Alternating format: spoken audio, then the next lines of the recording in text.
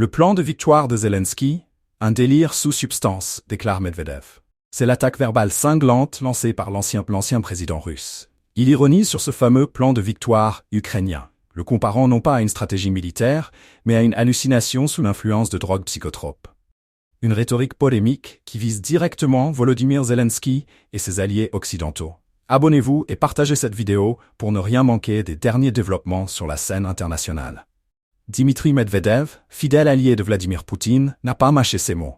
Selon lui, le plan de victoire de Kiev, attendu par la communauté internationale, ne serait qu'un fantasme, rien de plus qu'un plan, au sens argotique du terme.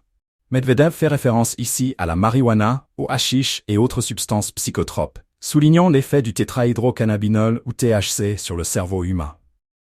Avec une ironie mordante, il insinue que ce ne serait pas une stratégie de guerre que Kiev aurait présentée, mais une vision altérée par des stupéfiants.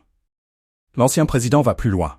Il ne s'arrête pas à la critique, il l'atteint d'une note particulièrement sarcastique, en affirmant que les camarades d'outre-mer, faisant probablement allusion aux États-Unis, auraient ordonné à Zelensky de passer de la cocaïne à la marijuana. Cette déclaration chargée de mépris résonne comme une accusation, celle d'un manque de sérieux et de lucidité de la part du dirigeant ukrainien et de ses soutiens occidentaux.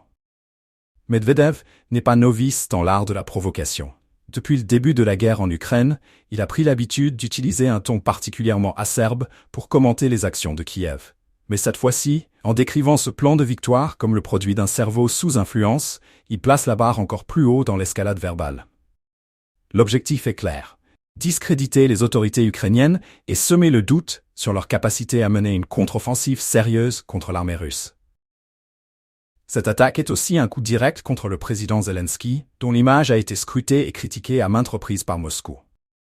Accusé d'être une marionnette de l'Occident, Zelensky se voit ici dépeint comme un dirigeant dont les actions et les décisions seraient influencées par des substances illicites. Une allégation qui, bien que non fondée, ajoute à la tension déjà palpable entre les deux pays. Mais au-delà de la pique personnelle, cette déclaration s'inscrit dans une stratégie plus large de la part de la Russie.